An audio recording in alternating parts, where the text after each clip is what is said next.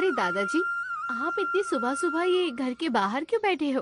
कुछ नहीं, बस ऐसे ही बैठा हूँ बेटी। और तू इतनी सुबह सुबह कहाँ से आ रही है?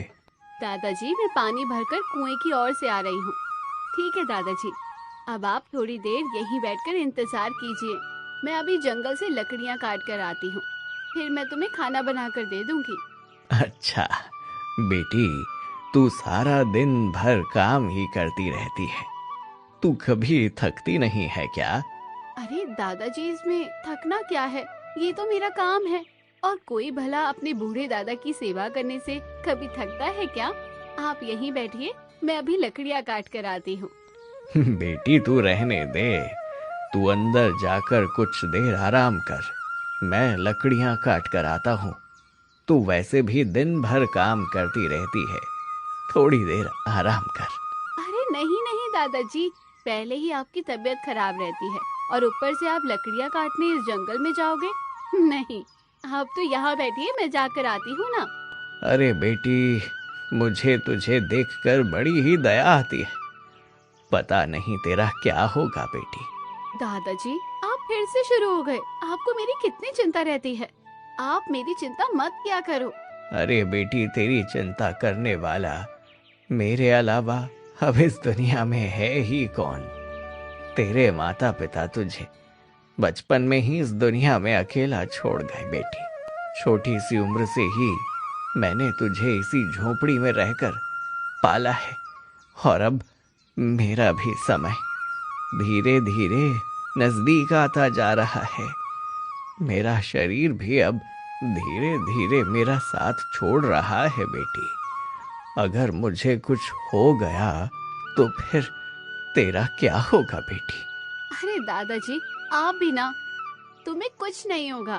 बेटी, काश मैं तेरी शादी एक अच्छे से घर परिवार में कर पाता, जिससे मरने के बाद मेरी आत्मा को शांति भी मिलती।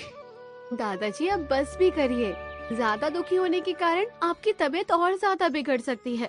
आप शांति से यहीं बैठिए, मैं अभी कुछ देर में ही लकड़ियाँ काट कर आती हूँ। मंजरी अपने दादाजी के साथ घने जंगलों के बीच एक छोटी सी कुटिया में रहा करती थी। मंजरी के माता पिता उसे बचपन में ही छोड़ गए, जिस कारण उसे छोटी उम्र से ही अपने दादाजी ने उन्हें पाल कर बड़ा किया। मंजरी के दादाजी की केवल एक ही इच्छा है कि उनके जीते जी काश मंजरी की शादी हो जाती। फिर रात का समय होता है। क्या हुआ दादाजी, इतनी रात हो गई है मगर अभी भी आप सोए नहीं हो, क्या बात है? बेटी, काश मैं तेरी शादी करवा पाता, मुझसे और नहीं रहा जाता है बेटी। अब धीरे धीरे मेरा समय नजदीक आता जा रहा है, पता नहीं मेरे जाने के बाद तेरा क्या होगा बेटी। दादाजी, आप ऐसी अशुभ बातें मत करो। दिन रात आपके ज्यादा दुखी होने के कारण आपकी तबीयत दिन पर दिन बिगड़ती जा रही है, और आप निश्चिंत होकर सो जाइए दादाजी। जब तक बेटी मैं तेरी शादी नहीं कर देता हूँ, तब तक मैं कैसे निश्चिंत होकर सो सकता हूँ? ठीक है दादाजी, अब रात बहुत हो चुकी है, अब आप सो जाइए। फिर अगले दिन की सुबह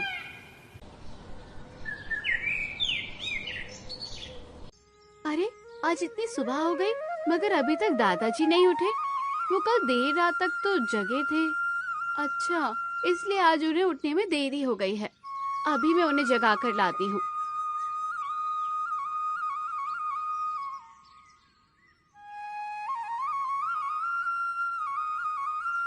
दादाजी, ओ दादाजी, दादाजी देखिए, सुबह हो चुकी है, अब तो उठ जाओ दादाजी। मंजरी के बार बार कहने पर मंजरी के दादाजी नहीं उठे, क्योंकि वो मर चुके थे, उनके शरीर में प्राण नहीं रहे। दादाजी, दादाजी उठिए ना। नहीं दादाजी, नहीं, आप मुझे छोड़कर नहीं जा सकते हो दादाजी। उठिए दादाजी, उठिए दादाजी, आपको मेरी कसम है दादाजी, अब तुम्हारे अलावा हमारा इस दुनिया में है ही कौन? अब तुम भी मुझे इस दुनिया से अकेला छोड़कर चले गए। दादाजी उठिए, आपको मेरी कसम है दादाजी। फिर इसी प्रकार पड़ोसी गांव के कुछ निवासी मंजरी के दादाजी का अंतिम संस्कार कर देते हैं। फिर कुछ दिनों बाद, पता नहीं अगले जन्म में मैंने ऐसे कौन से बुरे कर्म किए थे जो मुझे इस जन्म में इतना दुख उठाना पड़ा है। बचपन से ही मुझे मेरे माता पिता इस दुनिया में अकेला छोड़कर चले गए। केवल मेरे एक दादाजी थे जिनका मुझे सहारा था, मगर अब वो भी मुझे छोड़कर चले गए। केवल एक मेरे दादाजी थे। अब मुझे इस घने जंगल में अकेले ही रहना पड़ेगा। मुझे तो लगता है मेरे भाग्य में यही लिखा है। फिर इसी प्रकार मंजरी घने जंगलों में अपनी झोपड़ी में अकेली रहने लगी। फिर एक दिन जब मंजरी कुएं पर पानी भरने जा रही थी, तब उस पर एक चुड़ैल की नजर पड़ी। अरे, इतने घने जंगल में इस लड़की को तो मैं यहाँ पहली बार देख रही हूँ। जरूर ये लड़की यहीं आसपास रहती होगी, तभी तो यहाँ पानी भरने आई है। आज मैं इसका पीछा करती हूँ और देखती हूँ ये लड़की कहाँ रहती है। फिर वो चुड़ैल मंजरी का पीछा करते करते उसके घर जा पहुँचती है। आखिरकार मेरा अनुमान बिल्कुल सही है। ये लड़की इसी जंगल में रहती है और मुझे जहाँ तक लगता है कि ये लड़की की इस कुटिया में ये अकेली ही रहती है। अब मुझे कैसे भी करके इस लड़की को अपने वश में करना होगा। वश में करने के बाद मैं इसकी मुंडी मरोड़ दूंगी। और फिर देखते ही देखते वो चुड़ैल एक बुढ़िया का रूप धारण कर लेती है। बेटी, ओ बेटी, बेटी, क्या कोई घर पर है? क्या कोई मेरी आवाज सुन पा रहा है? ओ बेटी, बेटी। चुड़ैल की आवाज सुनकर मंजरी अपने घर से बाहर आती है। क्या हुआ? आप मुझे आवाज दे रही हो क्या बूढ़ी अम्मा? क्या बात है? अरे बेटी, मैं इस जंगल में लकड़ियां काटने आई थी, मगर मैं इस जंगल के बहुत भीतर आ चुकी हूँ। मैं वापस जाने का रास्ता नहीं ढूंढ पा रही हूँ, तो क्या तुम मेरी मदद करोगी बेटी? वैसे बूढ़ी माँ, आप कौन से जंगल से आई हो? बेटी, मैं यही पड़ोसी गांव रतनपुर से आई हूँ। अच्छा, तो आप बूढ़ी माँ रतनपुर गांव से आई हो। आपको वो गांव का रास्ता यहाँ से कुछ दूर सीधे जाने पर नजर आ जाएगा बूढ़ी माँ। ठीक है बेटी। और तुम बेटी क्या इतने घने जंगल में अपनी झोपड़ी में अकेली रहती हो क्या? हाँ बूढ़ी माँ, मैं इस झोपड़ी में अकेली रहती हूँ। मुझे मेरे माता पिता बचपन में ही इस दुनिया में अकेला छोड़ गए थे, मगर फिर मेरे अपने दादाजी के साथ इस कुटिया में रहने लगी थी। मगर दुर्भाग्यवश वो भी कुछ महीनों पहले ही मुझे इस दुनिया से छोड़कर अकेले मुझे यहाँ कर गए। तब से मैं इस जंगल की कुटिया में अकेली ही रहती हूँ बूढ़ी माँ। आखिरकार ये लड़की इस कुटिया में अकेली रहती है, यही मौका है। और फिर देखते ही देखते वो बुढ़िया चुड़ैल का रूप धारण कर लेती है, जिसे देख मंजरी डर जाती है। अरे अरे, ये तो चुड़ैल है। अरे कोई बचाओ, कोई बचाओ, चुड़ैल, चुड़ैल। यहाँ तुझे कोई नहीं बचाने आएगा। कृपया करके तुम मुझे कुछ मत करना, मैं तुम्हारे आगे हाथ जोड़ती हूँ, प्लीज मुझे छोड़ दो। फिर इतने ही बीच में वो चुड़ैल मंजरी को जैसे ही हाथ लगाती है, वैसे ही मंजरी एक पुतली में बदल जाती है। वो पुतली को चुड़ैल उठाकर वहाँ से आगे की ओर निकल जाती है। और थोड़ी दूर जाने के बाद, अब मैं एक काम करती हूँ, मैं इस पुतली को इसी पेड़ से बांध देती हूँ और फिर मैं इसे आज से ठीक कुछ वर्षों बाद यहाँ आकर इस पुतली से वो लड़की को आजाद करके इसकी मुंडी मरोड़ दूंगी। और जब तक इस पुतली पर कोई वो खारे तालाब का पानी नहीं छिड़क देता, जब तक ये अपने वास्तविक रूप में कभी वापस नहीं आ सकती। और जब तक कोई मनुष्य इस पुतली को छुएगा नहीं, तब तक इसकी आवाज उससे नहीं सुनाई पड़ेगी। और वैसे भी इतनी किसी की हिम्मत नहीं जो इतने घने जंगल में ये पुतली को कोई हाथ लगाए। मैं इसे इसी पेड़ में टांग देती हूँ। फिर इतना कहकर वो चुड़ैल मंजरी को उस पेड़ पर टांग देती है और वहाँ से गायब हो जाती है।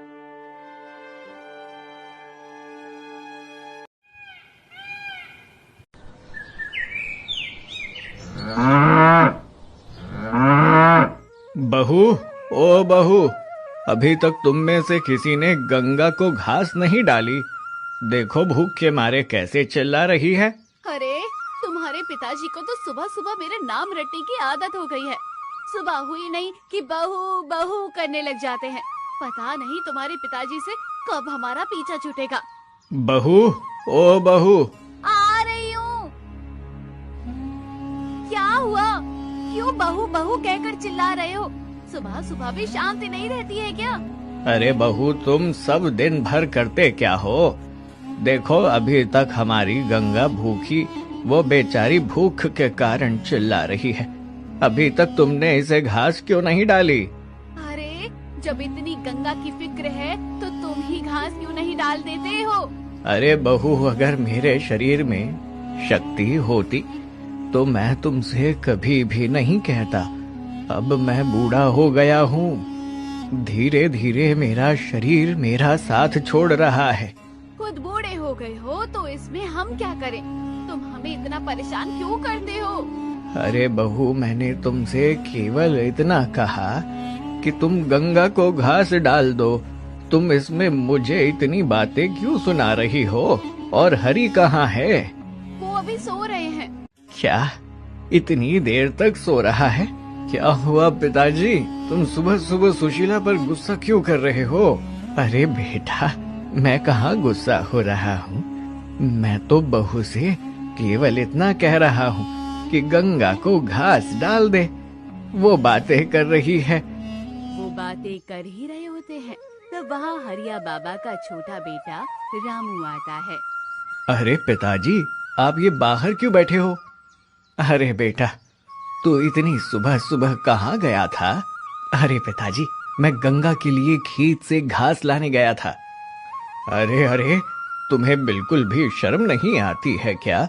रामू से काम करवाते हुए इस बेचारे को एक आंख से कुछ नहीं दिखता है। अगर इसे कुछ हो गया तो? अपने छोटे बेटे को लेकर पिताजी को कुछ ज्यादा ही फिक्र है। अरे पिताजी, अगर ये थोड़ा काम कर लेगा तो क्या बीमार हो जाएगा? अरे हाँ पिताजी, भैया और भाभी सही कह रहे हैं, मुझे कोई तकलीफ नहीं है। अरे अरे बेटा, तू जन्म से ही अंधा है। तुझे अपनी एक आंख से कुछ दिखाई नहीं देता। अगर तुझे कुछ हो गया तो? अरे पिताजी, आप मेरी बिल्कुल चिंता मत कीजिए, मुझे कुछ नहीं होगा। और आपने सुबह की दवाई ली? बेटा, एक तू ही है जो इस घर में जिसे मेरी फिक्र रहती है। पिताजी, मैं गंगा को घास डालता हूँ, जब तक आप नहा धो लीजिए। कुछ ऐसा ही था तिनकापुर नामक गांव में रहने वाले हरिया बाबा का परिवार। पत्नी के गुजर जाने के बाद उन्हें घर में उनका बड़ा बेटा हरि और उसकी पत्नी सुशीला और छोटा बेटा रामू, जो जन्म से ही आंख से अंधा था, उसे अपनी एक आंख से कुछ नहीं दिखता था। हरिया बाबा को हमेशा एक चिंता सताती रहती थी कि उनके जाने के बाद रामू का क्या होगा। रामू का बड़ा भाई और भाभी रामू को बिल्कुल भी पसंद नहीं करते थे। हरिया बाबा की एक इच्छा है कि उनके जीते जी रामू की एक बढ़िया सी लड़की से शादी हो जाए।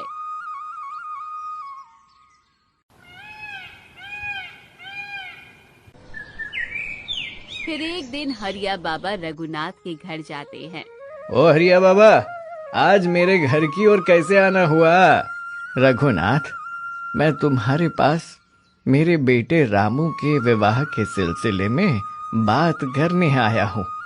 रघुनाथ, मैंने सुना है कि तुम अपनी बेटी की शादी के लिए कोई अच्छा सा घर परिवार ढूंढ रहे हो। हाँ हरिया बाबा, मैं अपनी बेटी के लिए एक अच्छा सा घर परिवार ढूंढ रहा हूँ। मुझे अच्छा घर मिलते ही मैं अपनी बेटी गायत्री की शादी कर दूंगा।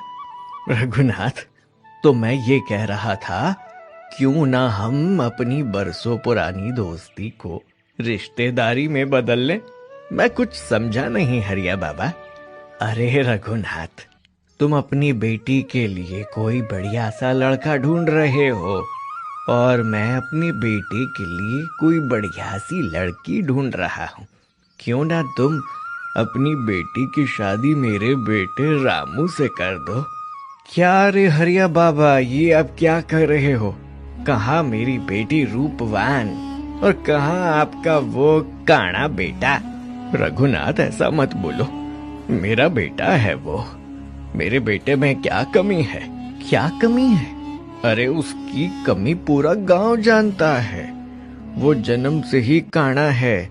उसे अपनी एक आंख से कुछ दिखाई नहीं देता ना। तो भला मैं अपनी इतनी सुंदर बेटी का ब्याह तुम्हारे बेटे से क्यों करूंगा? ये सोच भी कैसे लिया आपने? रघुनाथ, ऐसी बात नहीं है। भले ही मेरा बेटा एक आंख से अंधा है, मगर देखना तुम एक दिन मैं अपने बेटे के लिए बहुत सुंदर लड़की ढूंढूंगा जिससे मैं अपने बेटे का विवाह करूंगा।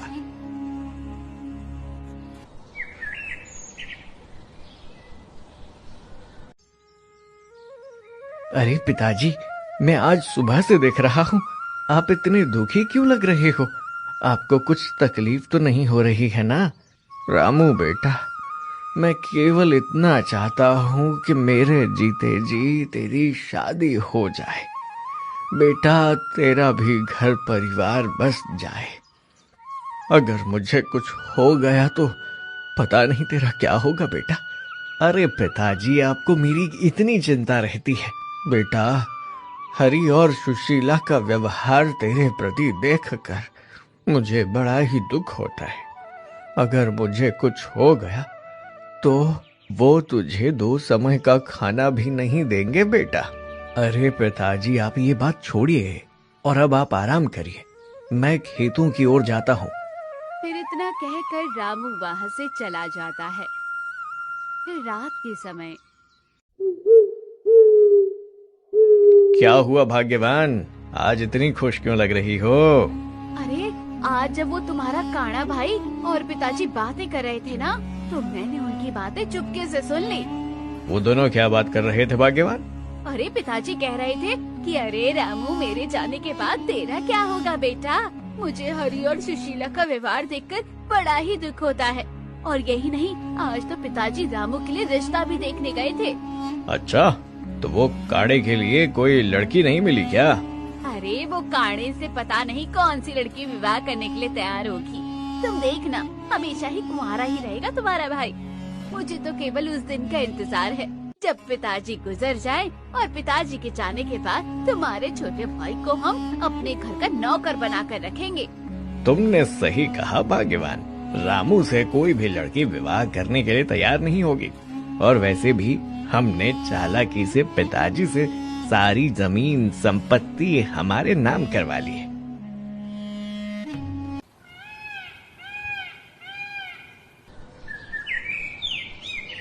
अरे पिताजी, आप इतनी सुबह सुबह कहाँ जा रहे हो? अरे बेटा, मैं गंगा को जरा जंगल की ओर चराने लेकर जा रहा हूँ। तू आराम कर। पिताजी, आप रहने दीजिए, मैं गंगा को लेकर जाता हूँ। अरे नहीं बेटा, तू जा, तू तो आराम कर। मैं गंगा को चरा कर आ जाऊंगा। अरे पिताजी, एक बूढ़ा पिता काम करे और बेटा सोए, ये क्या मुझे शोभा देगा? आप रहने दीजिए पिताजी, मैं गंगा को जंगल की ओर लेकर जाता हूँ। आप तो आराम करिए। ठीक है बेटा, जरा संभल कर जाना। फिर इतना कहकर रामू गंगा को लेकर जंगल की ओर चराने के लिए चला जाता है। और जंगल में पहुंचकर, गंगा, तू केवल यहीं आसपास ही चरना, ज्यादा दूर मत जाना, जब तक मैं वो पेड़ के नीचे आराम कर रहा हूँ। फिर इतना कहकर रामू वो पेड़ के नीचे आराम करने जा ही रहा होता है कि तभी उसकी नजर पेड़ पर टंगी एक पुतली पर पड़ी। अरे, ये पुतली किसने यहाँ टांगी? ये पुतली दिखने में कितनी अजीब है। और फिर रामू उस पुतली को हिलाने लगा और अचानक से फिर एक आवाज आती है, बचाओ बचाओ, मेरी मेरी मदद करो, मेरी मदद करो तुम। ये मदद कौन मांग रहा है आसपास? यहाँ तो कोई दिखाई नहीं दे रहा। ये आवाज कहाँ से आ रही है? बचाओ बचाओ, मेरी मेरी मदद करो, मेरी मदद करो तुम। अरे कौन मदद मांग रहा है? तुम मेरे सामने तो आओ। मैं बोल रही हूँ, तुम मेरी मदद करो, मैं तुम्हारे सामने ही हूँ, कृपया करके तुम मुझे बचा लो। क्या ये आवाज इस पुतली में से आ रही है? अरे भला ये पुतली कैसे बोल सकती है? कहीं ये भूत तो नहीं? अरे नहीं, मैं भूत नहीं हूँ, मैं भी तुम्हारी तरह तारा एक मनुष्य हूँ, मगर मुझे यहाँ किसी ने कैद करके रखा है, तुम मेरी मदद करो। तुम्हें यहाँ किसने कैद करके रखा है और मैं तुम्हारी क्या मदद कर सकता हूँ? वो सब मैं अभी नहीं बता सकती, तुम केवल वो घने जंगलों के बीच में एक खारे पानी का तालाब है ना, तो तुम तालाब का पानी लाकर मुझ पर छिड़क दो, जिससे मैं अपने रूप में आ जाऊंगी। क्या खारे तालाब का पानी लाकर तुम पर छिड़कना है? कृपया करके मेरी मदद कर दो, मैं बहुत तकलीफ में हूँ। ठीक है, आप बिल्कुल चिंता मत करो, मैं अभी तुरंत जाकर वो खारे तालाब से पानी लेकर आता हूँ। फिर इतना कहकर रामू वहाँ से तुरंत ही चला जाता है और कुछ देर चलने के बाद उसे वही तालाब नजर आता है। ये वही तालाब है, वो इस पुतली ने इसी तालाब का पता बताया था। अब मुझे इस तालाब से पानी भरकर तुरंत ही वहाँ पहुँचना होगा। फिर रामू उस तालाब का पानी भर के उस पुतली के पास जाता है और वहाँ पहुँचकर मैं वो खारा पानी लेकर आ गया हूँ। अब ये पानी मुझ पर छिड़क दो। फिर रामू उस पुतली पर पानी छिड़क देता है, जिससे अचानक से वो पुतली एक सुंदर युवती का रूप धारण कर लेती है, जिसे देख रामू चौंक जाता है। तुम्हारा बहुत बहुत शुक्रिया जो तुमने मुझे इस पुतली से मुक्त कर दिया। मगर आपको ये पुतली में किसने छेद किया? और तुम कहाँ रहती हो? तुम्हारा नाम क्या है? मेरा नाम मंजरी है। मैं यहाँ से कुछ दूर एक झोपड़ी में अपने दादाजी के साथ रहा करती थी। मुझे मेरे माता पिता बचपन में ही छोड़ गए। मैं अपने दादाजी के साथ झोपड़ी में रहती थी और कुछ दिनों के बाद मुझे इस दुनिया में मेरे दादाजी भी अकेला छोड़कर चले गए, जिसके बाद मैं पूरे घने जंगल में अपनी झोपड़ी पर अकेली रहा करती थी। फिर एक दिन डायन ने मुझे अपनी झोपड़ी में अकेले देख लिया और वो मुझे अपने वश में कर ली और मुझे इस पुतली में कैद कर दिया। वो डायन ने मुझे कई वर्षों से इस पुतली में कैद करके रखा था। अगर आज तुम मुझे नहीं बचाते तो वो डायन मुझे मार देती। मैं तुम्हारा शुक्रिया किन शब्दों में करूं? अरे शुक्रिया करने की कोई बात नहीं है, किंतु तुम्हें कैसे पता कि उस तालाब के पानी को छिड़कने से तुम अपने वास्तविक रूप में आ जाओगी? वो डायन जब मुझे कैद कर रही थी तब उसने कहा था कि जब कोई उस तालाब का खारा पानी तुम्हारे ऊपर छिड़क देगा तो मैं अपने आप अपने रूप में वापस आ जाऊंगी। मगर तुम्हें इस पुतली में कैद रहते रहते बहुत वर्ष हो चुके थे, तब तुम्हारी किसी ने कोई सहायता नहीं की क्या? नहीं, यहाँ पर बहुत सारे मनुष्य आते जाते थे, मगर उस डायन ने ऐसा जादू कर रखा था कि मैं जो कुछ भी कहती थी वो किसी को सुनाई नहीं देता था। तो फिर मुझे तुम्हारी आवाज कैसे सुनाई दी? क्योंकि तुमने मुझे छू लिया था। जो कोई मुझे छू लेता था उसे मेरी आवाज सुनाई देने लगती थी। बहुत से मनुष्य ने मुझे छुआ मगर किसी ने मेरी सहायता नहीं की। सब मुझसे डरकर भाग जाते थे, मगर तुम हो जिसने मेरी सहायता की। किंतु तुम अब किसके साथ रहोगी? अब इस पूरी दुनिया में तुम्हारा कोई नहीं है। मेरे भाग्य में इस जंगल में रहने को ही लिखा है। मैं अपनी उस झोपड़ी में ही रहूंगी। और तुम अपना सुनाओ, तुम कहाँ रहते हो और ये तुम्हारी आँख कैसी है, ऐसी क्यों है? मेरा नाम रामू है, मैं यहीं पास के गांव में रहता हूँ। मैं जन्म से ही एक आंख से अंधा हूँ। अरे आपके साथ तो बहुत बुरा हुआ। मैं ऊपर वाले से प्रार्थना करूंगी कि आप जल्दी ठीक हो जाओ। एक बात कहता हूँ, मैंने अपने जीवन में आज तक तुम्हारी तरह सुंदर युवती नहीं देखी है। रामू की बात सुनकर मंजरी जोरों से हंसने लगती है। वाकई में आप बहुत सुंदर हो। मैं आपसे एक बात कहूँ? हाँ कहिए ना। मैं आपसे विवाह करना चाहता हूँ। क्या आप मेरे जैसे काड़े से विवाह करना चाहोगी? मंजरी सोच समझ कर कहती है, खबरदार, जो अगर आज के बाद तुमने अपने आप को काना कहा, मैं तुमसे विवाह करने के लिए तैयार हूँ। मैंने भी अपने जीवन में तुम्हारे जैसा सुंदर, दयालु और अपनी जान की फिक्र किए बिना दूसरों की मदद करने वाला युवक नहीं देखा। फिर क्या था, इसी प्रकार मंजरी और रामू विवाह कर लेते हैं और विवाह करने के बाद वो दोनों अपने घर जाते हैं। पिताजी, ओ पिताजी, भैया और भाभी, जरा बाहर आकर देखिए। वो सभी बाहर आते हैं। क्या हुआ रामू, और ये लड़की कौन है? पिताजी, ये लड़की कोई और नहीं, ये आपकी बहू है, यानी मेरी पत्नी। ये तुम क्या कह रहे हो देवर जी? हमने तुम्हें गंगा को चराने के लिए भेजा था। मेरी तो कुछ समझ ही नहीं आ रहा है। अरे रुकिए रुकिए, मैं आप सबको सारी बातें समझाता हूँ। फिर रामू ने सारी बातें बताई।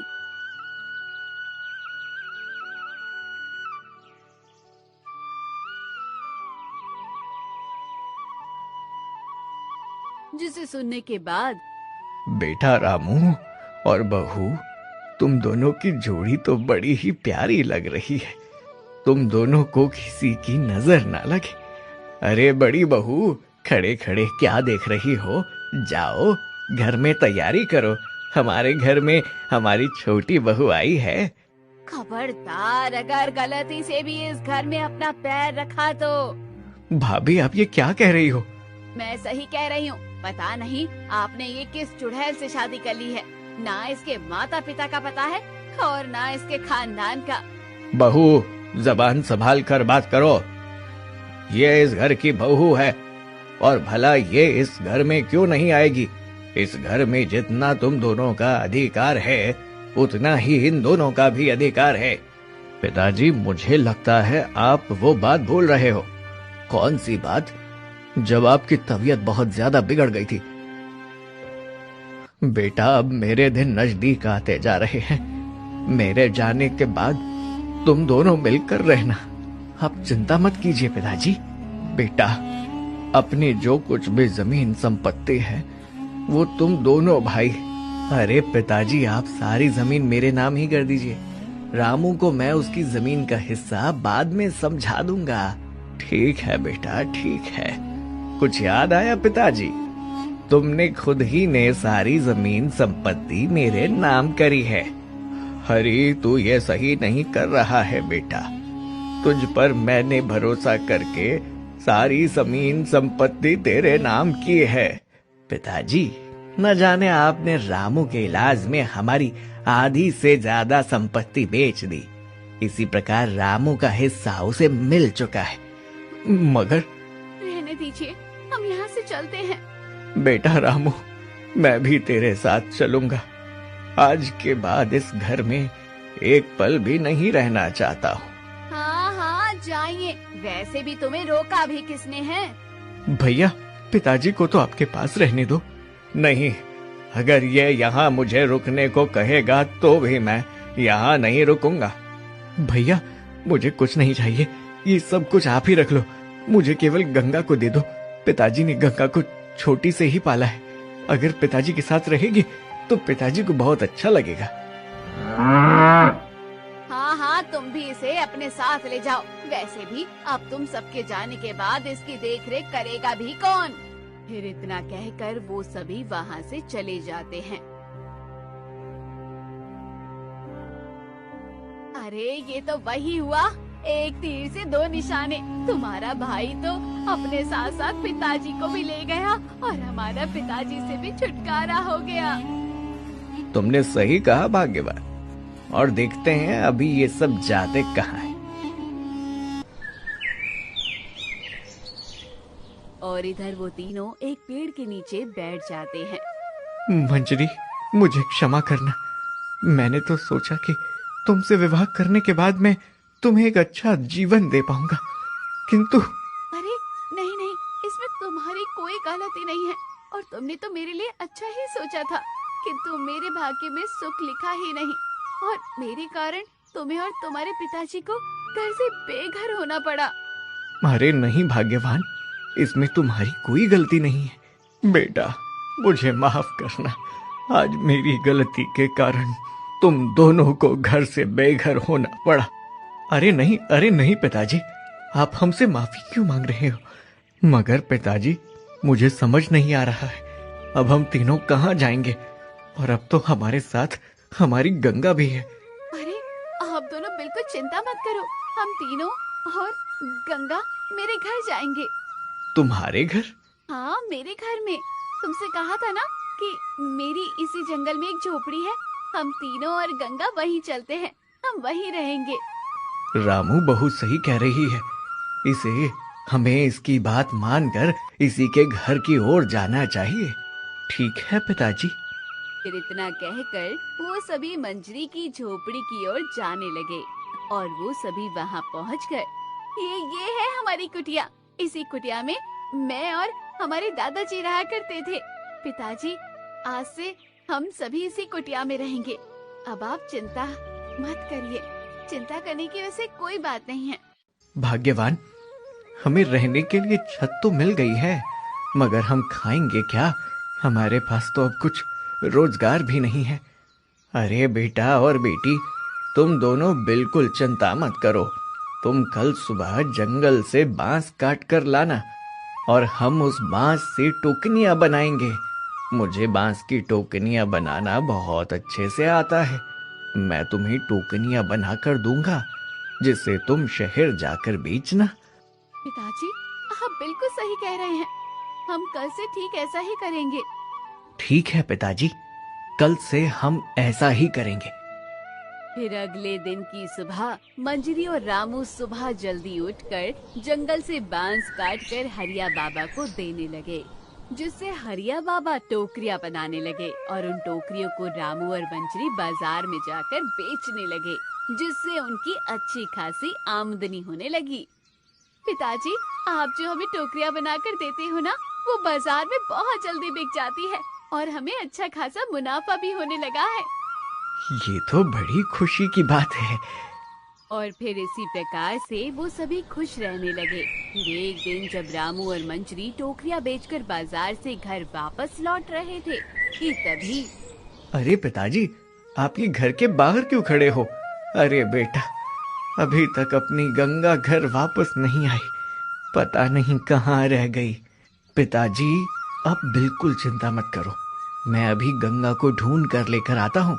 मैं भी तुम्हारे साथ आती हूँ। मगर भाग्यवान, तुम क्या करोगी? मैं भी गंगा को ढूंढने में तुम्हारी मदद करूँगी। फिर इतना कहकर मंजरी और रामू जंगल की ओर निकल जाते हैं। गंगा, ओ गंगा, पता नहीं ये गंगा कहाँ चली गई। अरे तुम चिंता मत करो, वो यहीं कहीं होगी, जरा आगे और जाकर देखते हैं। रामू और मंजरी जंगल के अंदर जाने लगे। थोड़ी ही दूर चलने के बाद उन्हें एक मूर्ति दिखाई दी। अरे भाग्यवान, ये देखो जरा। अरे ये क्या है? देखने में तो ये किसी साधु संत की प्रतिमा लग रही है। मैंने तो इस मूर्ति को इस जंगल में पहली बार देखा है भाग्यवान। तुमने सही कहा, मैंने भी इस मूर्ति को पहली बार देखा, मगर ये मूर्ति कितनी सुंदर लग रही है। तुमने सही कहा भाग्यवान, मगर मूर्ति के आसपास कितने ज्यादा फूल पत्ते रहते हैं। क्यों ना हम इस मूर्ति की सफाई कर दें? भाग्यवान, सफाई होने के बाद ये मूर्ति और भी ज्यादा सुंदर लगेगी। हाँ, ये बढ़िया रहेगा। ये मूर्ति साफ होने के बाद और भी सुंदर दिखाई देगी। फिर इतना कहकर रामू और मंजरी वो प्रतिमा की साफ सफाई करने लगे और साफ सफाई करने के बाद। भाग्यवान, अब ये मूर्ति कितनी सुंदर लग रही है। अरे अरे भाग्यवान, वो कौन है जिसने मेरी तपस्या भंग की? कौन? वो तुम ही हो ना जिसने मेरी बरसों की तपस्या भंग कर दी? किंतु साधु महाराज, हमने आपकी तपस्या कैसे भंग करी? हमने तो केवल ये मूर्ति की सफाई की है। हाँ साधु महाराज, मंजरी बिल्कुल ठीक कह रही है। सफाई? ये तुम दोनों क्या कह रहे हो? मुझे कुछ समझ नहीं आ रहा। अरे साधु महाराज, हम दोनों यहाँ हमारी गाय को ढूंढ रहे थे, तो फिर हमें ये मूर्ति नजर आई। ये मूर्ति इतनी सुंदर थी कि किंतु इसके आसपास बहुत सारे पत्ते पड़े थे। तो फिर हम दोनों ने सोचा कि हम इस मूर्ति की सफाई कर देते हैं। अरे बेटा और बेटी, मैं इस मूर्ति के अंदर करीब 8 साल से तपस्या कर रहा था, और जैसे ही तुमने इस मूर्ति को छुआ तो मेरी तपस्या भंग हो गई। क्या हमारे कारण आपकी बरसों की तपस्या भंग हो गई? महाराज, हमें माफ कर दीजिए, हमसे बहुत बड़ी भूल हो गई। साधु महाराज, हमारा तुम्हारी तपस्या भंग करने का कोई इरादा नहीं था, हमें क्षमा कर दीजिए। अरे नहीं नहीं बेटी और बेटा, तुम्हें मुझे क्षमा करने की कोई आवश्यकता नहीं। क्या? हाँ बेटा, इसमें तुम्हारी कोई गलती नहीं। तुम दोनों ने तो अच्छा किया कि भला आज के जमाने में कोई बिना स्वार्थ के कुछ कार्य नहीं करता। तुमने तो इस मूर्ति का सौंदर्य बढ़ाने के लिए इसकी सफाई की। वैसे तुम दोनों कहाँ रहते हो, और ये तुम्हारी आंख में क्या हुआ? साधु महाराज, यहीं से कुछ दूर हमारी झोपड़ी है। हम दोनों और पिताजी वहां रहते हैं, और जन्म से ही मैं एक आंख से अंधा हूँ। तुम इतने घने जंगल में क्यों रहते हो? साधु महाराज, वो बेटा बताओ, तुम इतने घने जंगल में क्यों रहते हो? साधु महाराज, हम यहीं पास के गांव में रहा करते थे। फिर रामू ने साधु महाराज को सारी बातें बताई, जिसे सुनने के बाद साधु महाराज को उन पर दया आ गई। तुम्हारी कहानी सुनने के बाद मुझे बड़ा ही दुख हुआ, मगर देखना, तुम्हारे बड़े भाई का कभी जीवन में भला नहीं हो सकता। कोई भला अपने पिताजी और अपने छोटे भाई को घर से निकालता है? मांगो, तुम दोनों मांगो, मैं तुम्हारी हर मनोकामना पूर्ण करूंगा। नहीं नहीं साधु महाराज, हमें कुछ नहीं चाहिए। साधु महाराज जी सही कह रहे हैं, हमें कुछ नहीं चाहिए। हमें तो बस केवल हमारी एक ही मनोकामना है, जो मैं मांगती हूँ कि मेरे पति की आंख ठीक हो जाए, उन्हें अपनी आंख से दिखाई देने लगे। बेटी, ये तुम्हारी मनोकामना पूर्ण होगी। फिर इतने बीच में साधु महाराज एक मंत्र पढ़ने लगते हैं, और देखते ही देखते रामू की आंख ठीक हो जाती है। उसे अपनी आंख से दिखाई देने लग जाता है। भाग्यवान, भाग्यवान, अब मुझे अपनी आंख से दिखाई दे रहा है। हाँ, आपकी आंख ठीक हो चुकी है। साधु महाराज, आपका बहुत बहुत शुक्रिया। बेटा और बेटी, तुम दोनों की इसके अलावा कोई और दूसरी मनोकामना नहीं है क्या? नहीं साधु महाराज, अब हमारी कोई दूसरी मनोकामना नहीं है। बस मेरे पति की आंख ठीक हो गई, यही मेरे लिए सबसे खुशी की बात है। मुझे अब कुछ भी नहीं चाहिए। भाग्यवान सही कह रही है साधु महाराज। बेटा और बेटी, तुम दोनों का मन बड़ा ही साफ है। मैं तुम्हें कुछ देना चाहता हूँ। फिर साधु महाराज एक मंत्र पढ़ते हैं, और देखते ही देखते वहाँ सोने के आभूषणों से भरे मटके आ जाते हैं। ये लो बेटा, ये सभी सोने के आभूषणों से भरे मटके तुम्हारे हैं। क्या ये सभी मटके हमारे हैं साधु महाराज? आपका बहुत बहुत शुक्रिया, किंतु हम ये मटके नहीं रख सकते। हमें ये मटके नहीं चाहिए साधु महाराज। बेटा और बेटी, जब कोई बड़ा भेंट दे रहा हो तो उसे इनकार नहीं करते। तुम दोनों का मन बड़ा ही अच्छा है, इसलिए मैं तुम्हें ये भेंट दे रहा हूँ। तुम इसे खुशी खुशी स्वीकार करो। साधु महाराज, आपका बहुत बहुत शुक्रिया। साधु महाराज, आपका बहुत बहुत धन्यवाद, जो आपने हमारा जीवन ही बदल दिया। नहीं बेटा और बेटी, मैंने तुम दोनों का जीवन नहीं बदला है। ये जीवन स्वयं तुम्हारे अच्छे कर्मों के कारण बदला है। ठीक है बेटा और बेटी, अब तुम दोनों जाओ। मेरा आशीर्वाद तुम दोनों पर सदा ही रहेगा। अब मैं चलता हूँ। इतने ही बीच में साधु महाराज फिर से वो मूर्ति में चले जाते हैं, और रामू और मंजरी की खुशी का कोई जवाब नहीं था। भाग्यवान, पिताजी बिल्कुल सही कहते थे। हमें अपने जीवन में केवल अच्छे कर्म करना चाहिए, और देखा, आज उन्हीं अच्छे कर्मों के कारण हमें कितना सारा धन मिला। तुमने बिल्कुल सही कहा, और वैसे भी हम इतने सारे धन का क्या करेंगे? इसमें से हम कई ज्यादा सोना गरीबों में दान कर देंगे। तुमने सही कहा, और देखो गंगा भी आ गई। और वो दोनों ये बात घर जाकर हरिया बाबा को बताते हैं। बेटा और बेटी, देखा तुम दोनों ने, जो मनुष्य अपने जीवन में अच्छे कर्म करता है उसके साथ कभी बुरा नहीं होता। फिर वो सभी गांव में एक घर बनाकर उस घर में तीनों खुशी खुशी रहने लगते हैं। और रामू और मंजरी ने अपनी बात के अनुसार गांव के गरीबों को कुछ कुछ सोने के आभूषण दान कर दिए। ये सब देख हरी और सुशीला का क्या हाल हुआ, ये हम अगले भाग में जानेंगे। तो दोस्तों, ये कहानी जरूर शेयर करो और चैनल को अभी तक सब्सक्राइब नहीं किया है तो जल्दी से कर दो।